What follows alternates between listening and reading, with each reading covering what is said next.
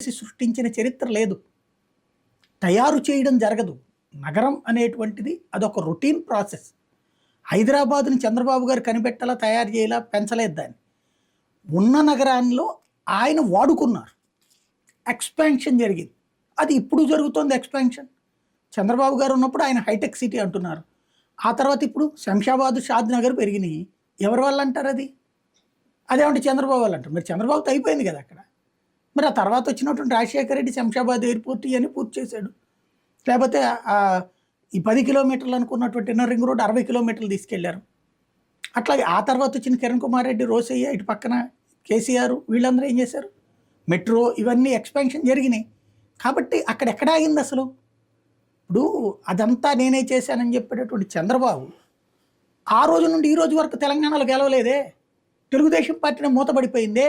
కానీ ఆ పేరు చెప్పి ఇక్కడ చెప్పుతున్నారే. ప్లస్ ఇక్కడ అలా తెలివైనోడైతే ఏం చేసి ఉండాలా? విజయవాడ, గుంటూరుని పట్టుకుని రెండింటి కలిపి ఒక నగరంగా అనౌన్స్ చేసి దానికి అమరావతిని పెడతావా, బెజవాడని పెడతావా, గుంటూరు అని పెడతావా, లేకపోతే ఇంకొక పేరు ఏదైనా పెడతావా పెట్టేసి దీని ఎక్స్పాన్షన్లో భాగంగా దాన్ని యాడ్ చేస్తే కరెక్ట్గా ఉండేది. కానీ ఎప్పుడైతే నువ్వు ఓన్లీ అమరావతి 29 గ్రామాలు అన్నావు, అది మిగతా వాళ్ళు ఓన్ చేసుకోవట్లేదు. ఇప్పుడు నాకు సంబంధం లేని ఎవడో భూములు కొనుక్కుంటాడంట, ఎవడో అక్కడ రాజధాని కట్టుకుంటాడంట, ఎవడో అక్కడికి వెళ్ళి మనం కూడా విజిటింగ్ ప్రొఫెసర్ లాగా ఇప్పుడు హైదరాబాద్ ఎదువరకు ఎందుకు వెళ్ళేవాళ్ళం, ఇప్పుడైనా ఎందుకు పోతాం? 5 ఏళ్ల పరిపాలన తర్వాత ఒకసారి వెనక్కి తిరిగి చూస్తే జగన్మోహన్ రెడ్డి గారు ఒక అద్భుతమైన విజన్తోనే వచ్చి పరిపాలన చేశారు అని అనిపిస్తోందా? ఇంకా టైం